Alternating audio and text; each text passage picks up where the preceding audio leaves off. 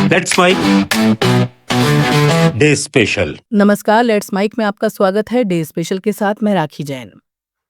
16 मार्च 1988 ये तारीख आधुनिक इतिहास की सबसे भयावह और क्रूर घटनाओं में से एक के रूप में दर्ज है।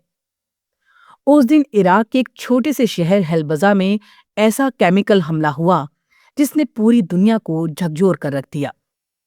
हजारों लोग कुछ ही मिनटों में मौत के मुंह में समा गए और जो बचे वो जिंदगी भर के लिए गंभीर बीमारियों और दर्दनाक यादों के साथ जीने को मजबूर हो गए। ये घटना उस समय हुई जब ईरान इराक वॉर अपने सबसे हिंसक दौर में थी। 1980 से शुरू हुई इस जंग में लाखों लोग अपनी जान गंवा चुके थे।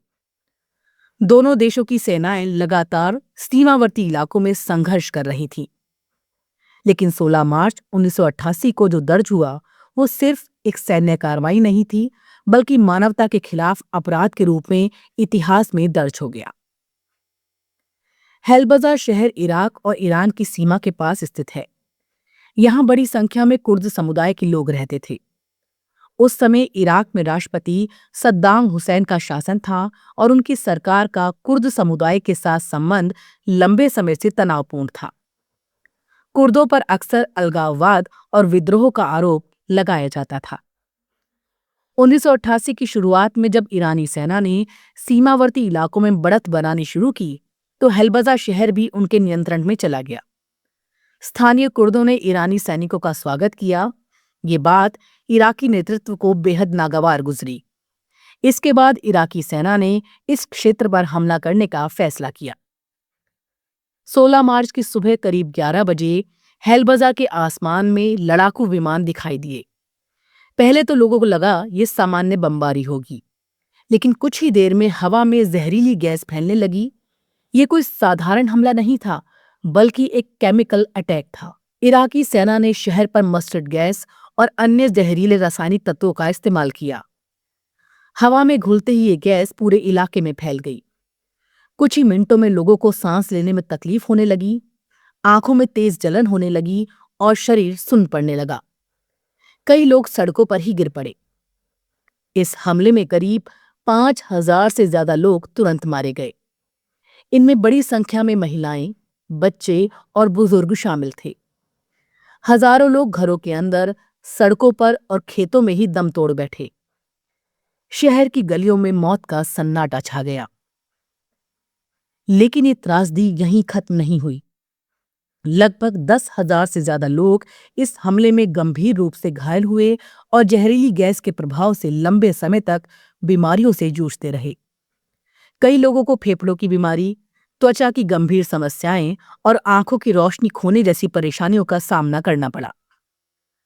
सबसे दुखद बात यह थी कि इस केमिकल हमले का असर आने वाली पीढ़ियों पर दिखाई दिया। हेलबजा के कई परिवारों में जन्म लेने वाले बच्चों में जन्मजात बीमारियां और शारीरिक विकृतियां देखी गईं। वैज्ञानिकों ने बाद में बताया कि रासायनिक हथियारों के कारण ये प्रभाव पीढ़ियों तक बना रह सकता है। जब इस हमले की तस्वीरें और खबरें दुनिया के सामने आईं, तो अंतर्राष्ट्रीय समुदाय स्तब्ध रह गया।